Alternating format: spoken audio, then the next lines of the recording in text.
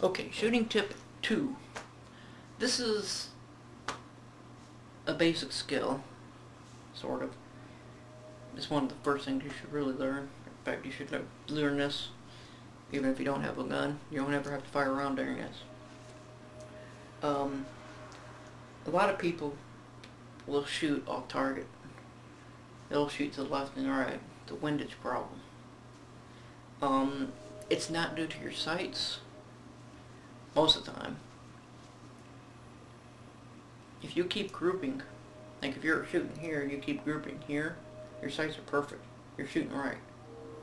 Okay? Now people will adjust their sights. First thing you should try is check your dominance. Your first thing you need to do is find out which hand you use, which is easy. Right now, pick up a pen, a pencil, a marker, something you can write with. Then get ready to write something down. If it's sitting in your right hand, you're right-handed.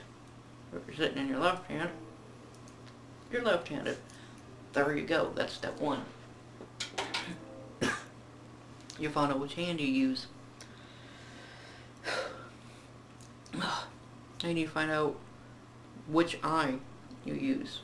And that's a lot of the problem right there. I have seen people who are right hand dominant and left eye dominant. I've seen people who, like myself, are right hand dominant, right eye dominant. The quickest way to do it is pick an object 10 to 15 feet away from you or so, or farther, so that you can easily see them. Then point at it. I'm going to use the camera. And then just point your little booger finger, trigger finger, index finger, pointer finger, you know, the first finger next to your thumb, whatever you call it, point it right at it. Now close your left eye. Are you pointing at the object? If you are, you're right eye dominant. Close your right eye. If you're pointing at the object, I just corrected one. There we go. If you're pointing at the object, your left eye. If you're not, your right eye. Now you know what eye you use to aim with. And this, I've seen this a few times. If you're pointing at the object when you close your left eye, it'll move. But if you haven't moved your hand and you're still pointing at the object, you'll use both eyes independent at the same time. I've only seen that a couple times, but I've seen it enough to where it's worth mentioning.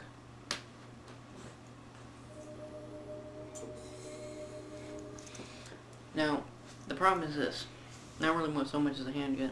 If you're shooting a handgun, your left eye dominant, right eye, just move your hand over a little bit. Yeah.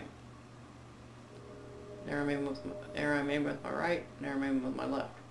A little bit of difference. Shooting a long arm though, you're actually going to have to use your other arm. One second here. Okay. I'll show you if she's empty.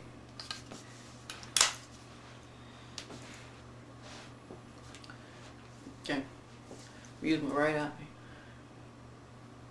Now, if I'm left eye dominant, I'm actually sighting down the edge of the barrel, which you can actually do with a shotgun, but with a rifle you shouldn't.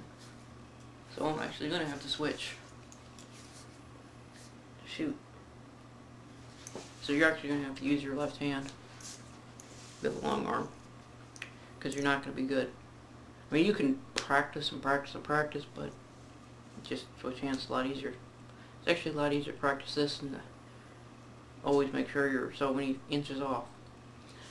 Because if you're, I don't know the true mathematical skills, but if you're off an inch at a foot, you're going to be off 2 inches at 2 feet.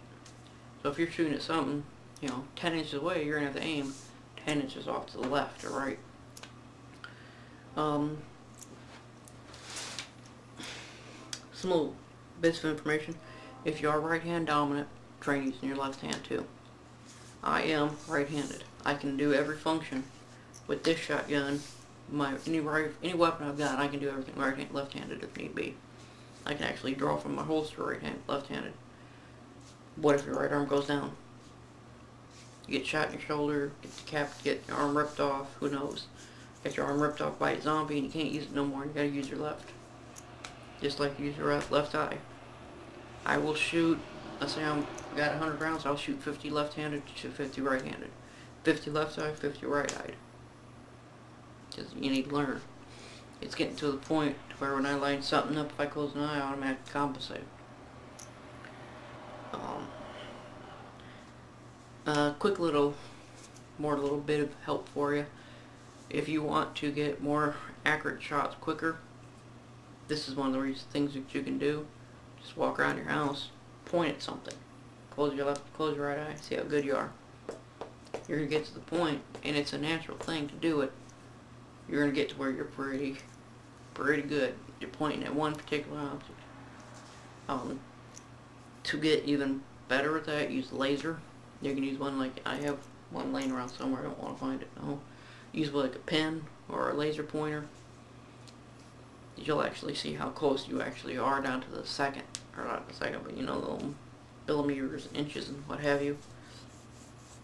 That's how speed is developed through point shooting and stuff. Point shooting, if you don't know, by the way, is where you don't really use the sights. You just kind of point and fire, point and fire, point and fire. When you're what you call aim fire, you're actually using the sight to line up and pull the trigger. I've seen hundreds of different comparisons, and it depends on the person who's faster. Point shooting is faster than some people. Aim fire is faster than some. For me, I'm a point shooter. Very rarely will I use my sights on a pistol. Rifles, yes. Pistols, no. Very rarely. If I'm using the sight, I'm using the front sight only. And you know, on shotguns, most shotguns only have a front sight, but then they're, yeah, spread. So, I'll say something else, can't remember. But once you develop this and you know which eye you're going to use, you know, that's when you go to the range. That's when you put rounds down range and stuff.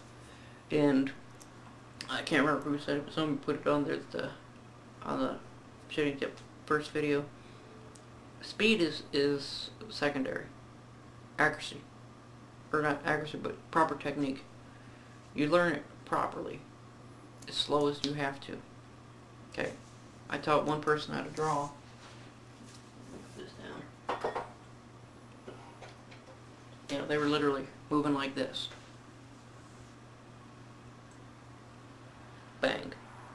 Then reholster. Draw. Bang. Reholster until they got the movement down perfect.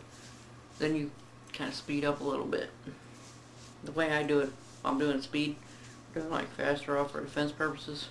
I never do fast draw for competition with live rounds.